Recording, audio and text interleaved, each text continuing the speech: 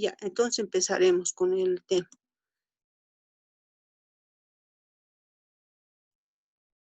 Ya, vamos a trabajar con el primer tema.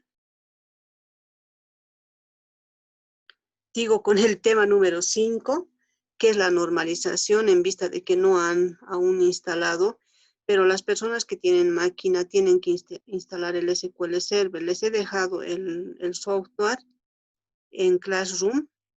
De la misma manera les he dejado un video en YouTube, ¿no? Entonces, por favor, tienen que hacer un poquito del sacrificio de utilizar esas guías para la instalación. Ustedes saben que en Zoom tenemos solamente 40 minutos. He esperado para que se puedan conectar más estudiantes, pero lamentablemente no hay. Tenemos pocos asistentes hoy. Estoy tomando la asistencia correspondiente. La siguiente clase, de la misma manera, vamos a seguir trabajando por Zoom. ¿Ya? Entonces empezaremos con el tema número 5, lo que es la normalización. Les voy a ir compartiendo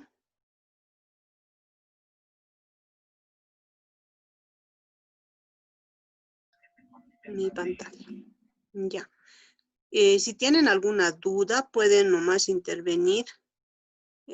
No hay ningún problema. Mejor si intercambiamos algunas ideas que ustedes tengan.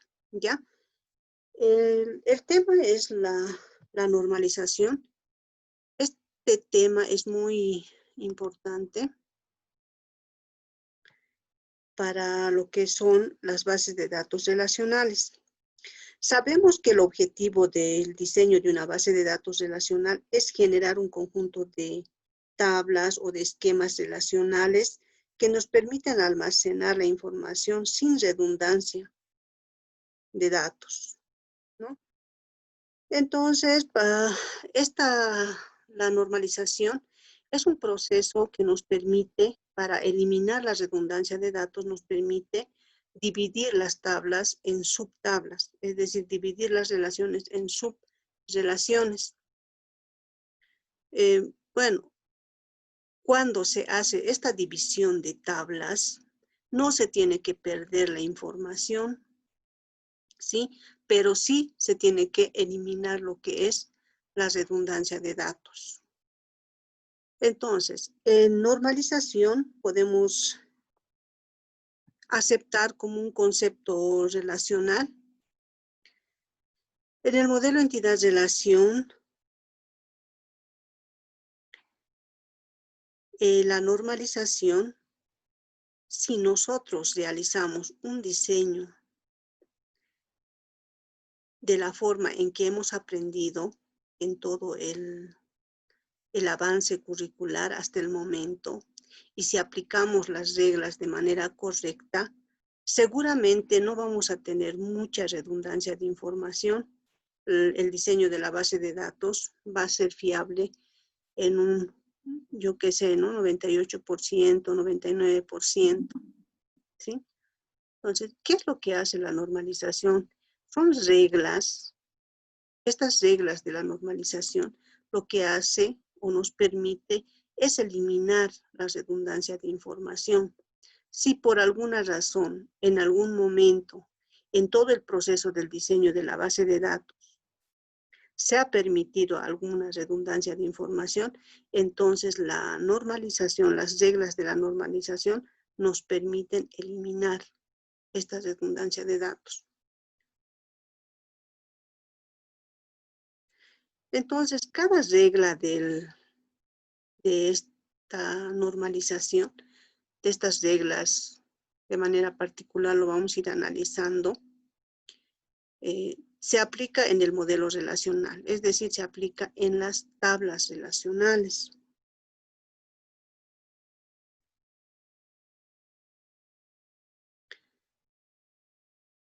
Bien, podemos observar ahí el proceso de la normalización. Tenemos una tabla o unos datos no relacionales o relacionales deficientes. En esa entidad o en esa relación aplicamos las formas normales. Las formas normales más conocidas son la primera forma normal, la segunda forma normal, la tercera forma normal y la forma normal de Boysen-Codd.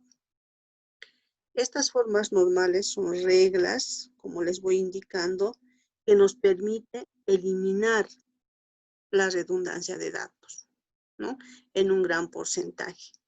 Y les vuelvo a recalcar, si nosotros aplicamos las reglas del diseño de la base de datos, como lo hemos aprendido hasta este momento, no vamos a tener redundancia de datos. Pero he visto que muchos no quieren o no quieren hacer esa tarea, ese proceso largo que tenemos de aplicar, por ejemplo, las reglas de mapeo y otras reglas que hemos ido aprendiendo tanto en el modelo conceptual, lógico y físico. Vamos a tener obviamente deficiencias en el diseño de nuestra base de datos. Entonces, si las aplicamos correctamente, no vamos a necesitar de la normalización, ¿sí? Porque nuestra base de datos va a estar en un diseño óptimo. Bien, entonces vamos a ir viendo estas reglas normales, pero antes debemos ver algunas funciones que son necesarias para comprender lo que son estas reglas normales. Por ejemplo, tenemos ahí una relación universal donde recogemos información. Cuando nosotros realizamos un sistema de información para cualquier entidad, muchos empleados no tienen conocimiento de lo que es la estructura de una base de datos, el diseño de una base de datos. Entonces nos dan información, ya sea en facturas, en recibos, en datos de salida, en documentos. Entonces nosotros como diseñadores lo que hacemos es recoger esa información y tratamos de traducirlo en un modelo relacional. Y podemos observar ahí que tenemos una relación donde recogemos información de una agencia o medio de comunicación escrita, ¿sí? Podemos tener en estas relaciones redundancia de información. Entonces lo que tenemos que hacer es aplicar el modelo relacional en estas relaciones, aplicar las reglas de la normalización en estas relaciones.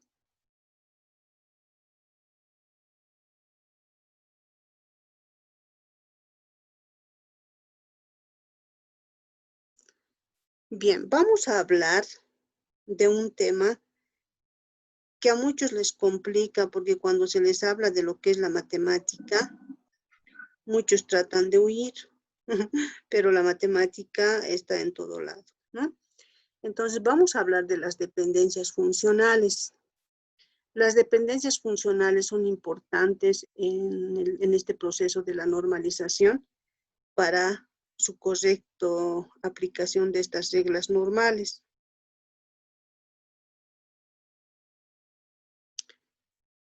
Entonces, la normalización se basa principalmente en las dependencias funcionales y el concepto de dependencia funcional se toma como en las matemáticas.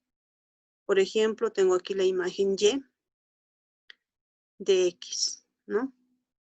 Y es igual a la función f de X. Y es función de X, es decir, el valor de Y depende del valor de X.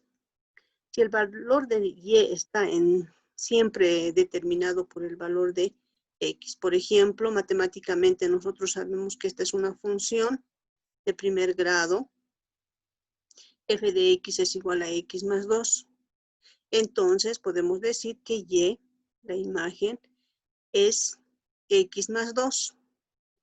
Y depende de X. Por ejemplo, reemplazamos a X el valor de 2.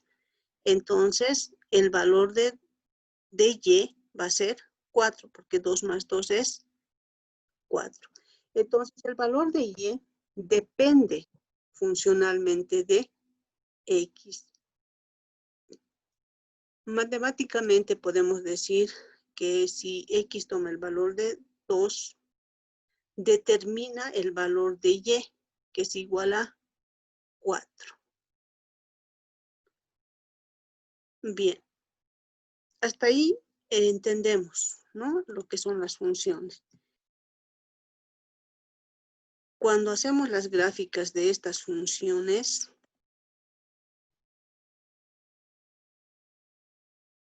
tenemos el reflejo de la imagen de Y. Definición de la dependencia funcional en términos de bases de datos. Supongamos que se tiene la relación, sabemos que una relación es una tabla, ¿no? Entonces, R es igual, está compuesto por los atributos 1, 2, 3, 4, hasta el enésimo atributo. Entonces, R es una relación y A es un conjunto de atributos. Sea que X y Y pueden ser subconjuntos de A. Bien, un atributo o grupos de atributos, Y depende funcionalmente de un atributo o grupos de atributos, X.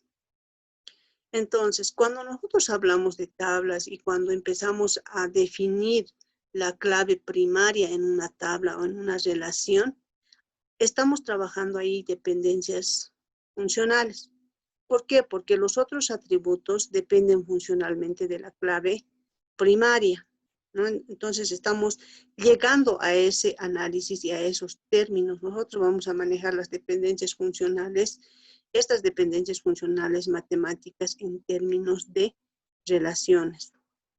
El símbolo de la representación de una dependencia funcional es esta, ¿no? Y depende funcionalmente de X. O podemos decir que X determina a Y. O cuando hacemos un análisis matemático decimos X es determinante o implicante y Y es el implicado.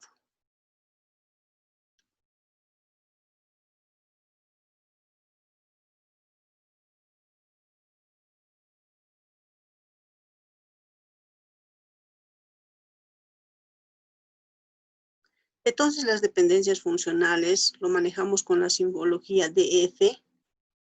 Se determina al estudiar las propiedades de todos los atributos de la relación y deducir cómo están relacionados los atributos entre sí. La dependencia funcional está íntimamente ligado al concepto de clave para el diseño, ¿no? Y hablamos específicamente de las claves primarias de una relación.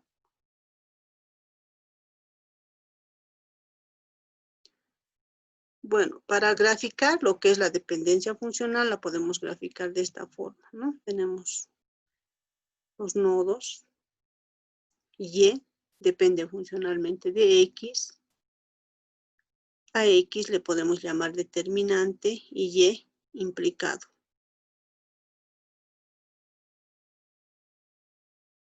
Un determinante es un conjunto de atributos del que depende funcionalmente otro conjunto de atributos llamado implicado. Entonces, Y depende funcionalmente de X. De esa manera vamos a llevar la lectura, ¿no?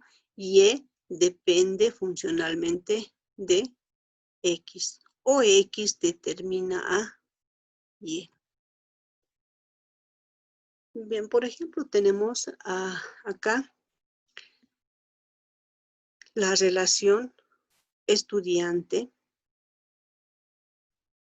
Tenemos los atributos carnet de identidad, nombre, CI, carnet de identidad, nombre o nombre CI, ¿no? Y tenemos otros atributos más, que es la dirección, el semestre en el cual ingresó. Estas relaciones que nosotros estamos tomando como ejemplo, obviamente que no son relaciones completas, ¿no? Pueden tener más atributos. Podemos indicar la lectura de dependencia aquí. CI determina el nombre del estudiante. Nombre depende funcionalmente del CI.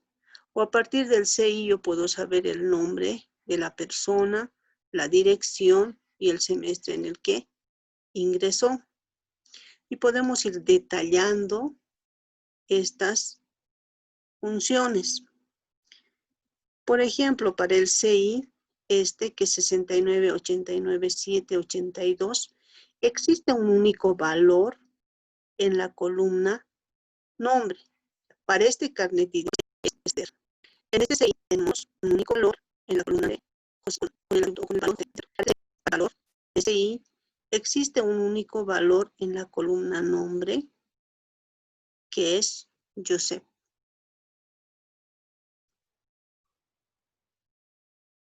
Y de esa manera podemos ir viendo o ya nos estamos acercando a lo que son las dependencias funcionales, ¿no? A partir del CI podemos determinar también la dirección. CI determina la dirección del estudiante.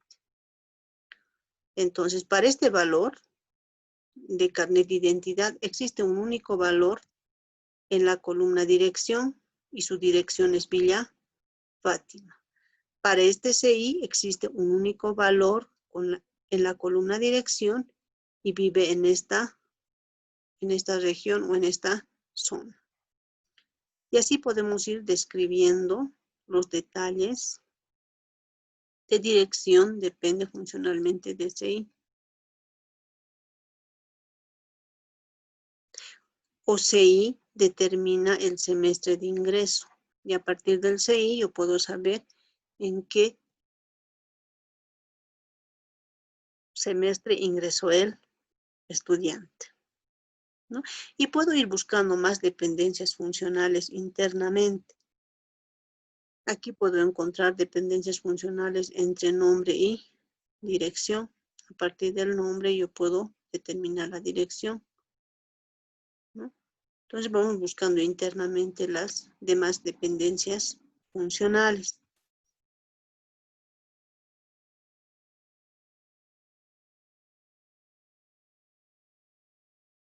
Y podemos ir viendo todas las dependencias funcionales que existen en el estudiante. En el estudiante, en la entidad o relación estudiante, tenemos los atributos CI, nombre, dirección y semestre.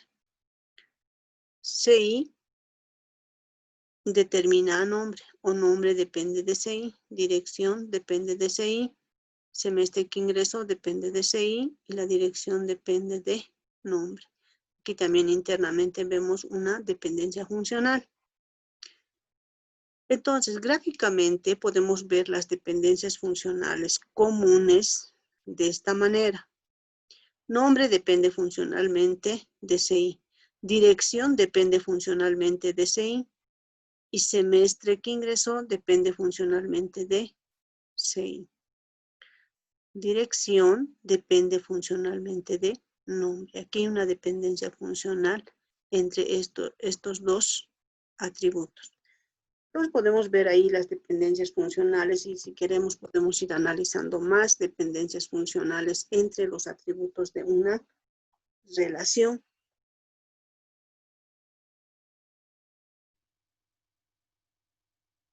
Entonces vamos viendo las dependencias, los tipos de dependencias funcionales. Las dependencias funcionales completas, por ejemplo.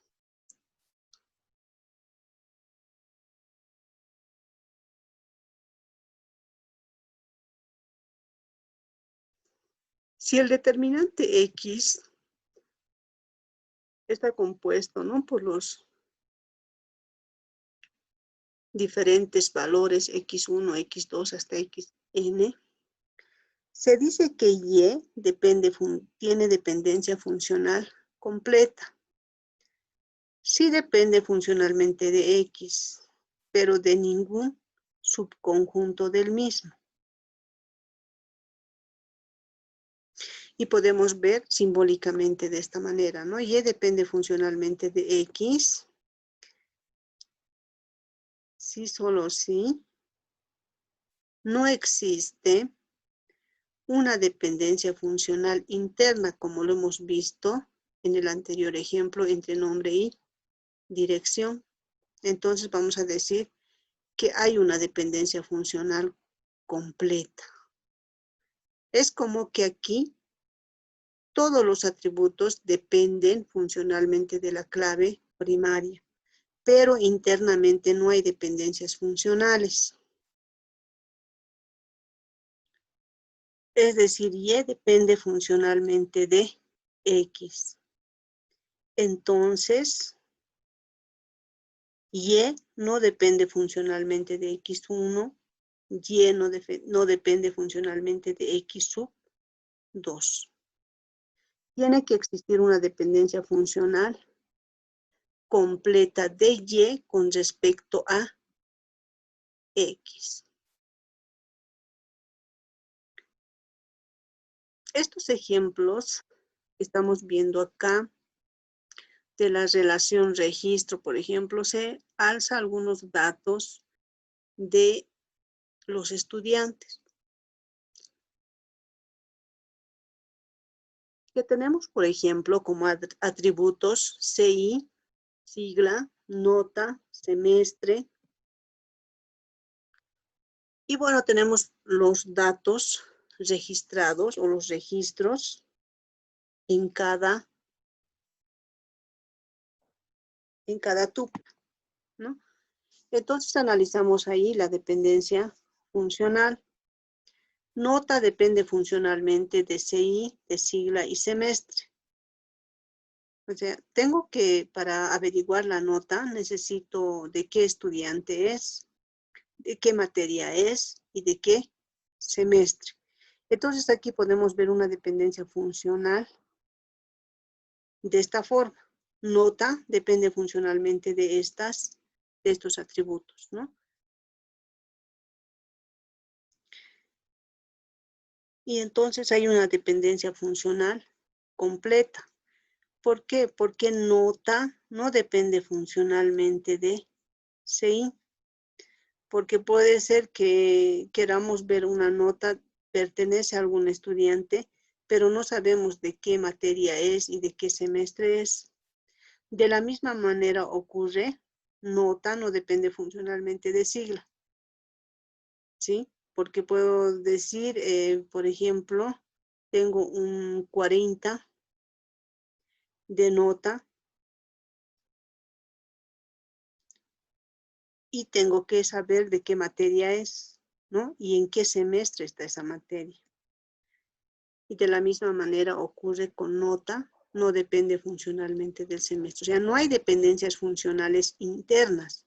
O sea, la dependencia funcional debe ser completa. Es completa porque no hay dependencias funcionales internas.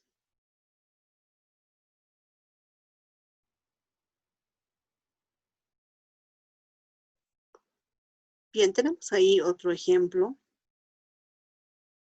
de una tabla relacional. Solamente aquí como ejemplo estamos tomando una tabla, pero el análisis debemos hacer en todo el diseño de la base de datos, en todas las tablas que tengamos en el diseño de nuestra base de datos. Por eso es importante la aplicación de las reglas de mapeo que les he ido indicando en los anteriores semestres donde hemos ido trabajando. Esta parte del diseño. Muchas personas no quieren aplicar este proceso del diseño de la base de datos, ¿no? Entonces, por esa razón necesitamos hacer la revisión de la existencia de las dependencias funcionales, de las primeras formas normales, etc. Aquí podemos ver, por ejemplo, cantidad de producto depende funcionalmente del país de donde proviene este producto, del código del producto y de la fecha, ¿no? Del producto, ¿no? De la fecha de vencimiento puede ser.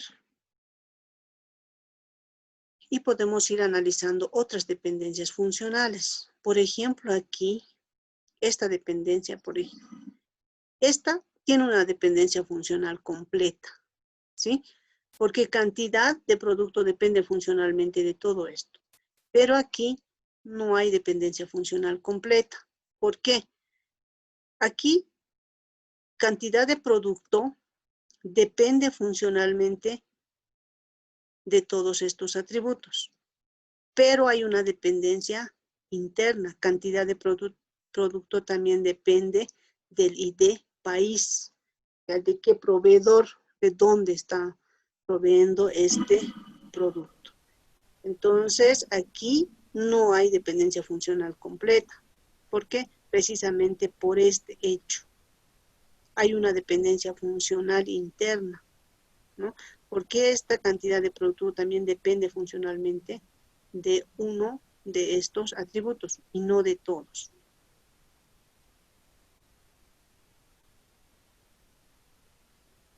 Tenemos la dependencia funcional trivial. Dice, existe una dependencia funcional trivial si Y depende funcionalmente de X. Es trivial si Y es un subconjunto de X. Por ejemplo, tengo el CI del estudiante, el código del curso, determina al CI del estudiante. Entonces, por ejemplo, el nombre del estudiante depende funcionalmente de estos dos atributos, de CI y de nombre. Y este X, este Y, es un subconjunto de X. Entonces, por eso se dice que es una dependencia funcional trivial. Es trivial Y si Y es un subconjunto de X. Entonces, este Y es un subconjunto de X porque forma parte de este conjunto de atributos que determina al nombre del estudiante. Tenemos las dependencias funcionales equivalentes. Cuando son dependencias funcionales equivalentes. Cuando Y determina a X y X también se determina a Y. Entonces hay dependencia funcional equivalente. El rol del estudiante depende de CI del estudiante. Y CI del estudiante depende del rol del estudiante. Entonces ahí podemos decir que existe una dependencia funcional completa. Por ejemplo, tenemos aquí otro ejemplo. El número de seguro social depende funcionalmente de CI, pero CI también depende funcionalmente del número de seguro social. Entonces podemos decir que estos dos tienen una dependencia funcional equivalente.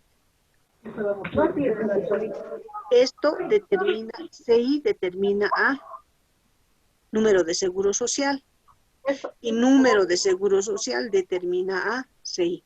Entonces, cuando tenemos ese caso, estamos hablando de dependencias funcionales equivalentes.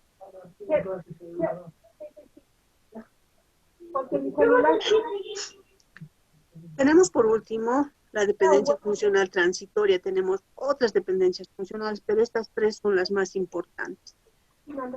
Dada, por ejemplo, la relación X, Y, Z, en la que existen las siguientes dependencias funcionales. Por ejemplo, aquí existe una transitabilidad. ¿Por qué? Y depende funcionalmente de X. Z depende funcionalmente de Y. Y depende funcionalmente de X. Y depende funcionalmente de Z. Entonces, Z depende funcionalmente de X. Entonces hay una transitabilidad aquí, ¿no? Y depende funcionalmente de X. Y Y depende funcionalmente de Z. Entonces, Z depende funcionalmente de X. Entonces podemos observar aquí la transitabilidad de las dependencias funcionales, ¿no? Esta es la misma gráfica que tenemos aquí. Entonces, esas tres dependencias funcionales son importantes entre los atributos. Podemos ir viendo otras dependencias funcionales, como son las dependencias funcionales elementales, que no son tan aplicables, pero para la normalización son importantes. La dependencia funcional completa, la dependencia funcional trivial, la equivalente y la dependencia funcional transitiva. Existen otras dependencias funcionales, como la podemos ver aquí, ¿no?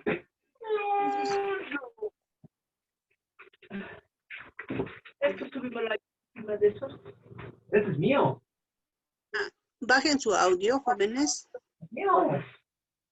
Ya, estoy a 2 minutos del Zoom. ¿Estás pasando clases?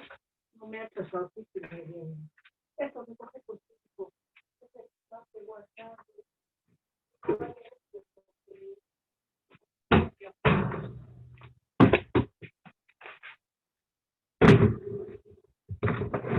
¿Tienen alguna duda hasta aquí? Esta es la parte introductoria de lo que estamos trabajando en lo que es la normalización.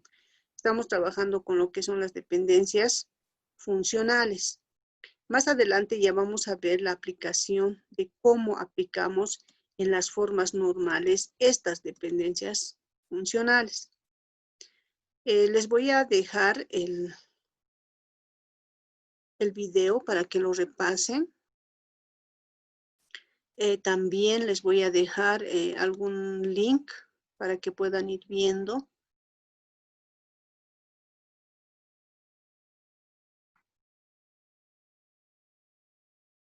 Al que no le admití. Y vamos a volver en 5 minutos, jóvenes. Se va a acabar el Zoom. Volvemos en 5 minutos, por favor. Nos damos un recreo de 5 minutos.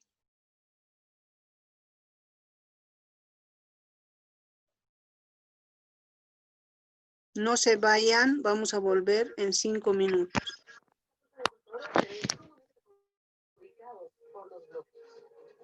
Yo creo que esto ya es realmente un desastre. Ya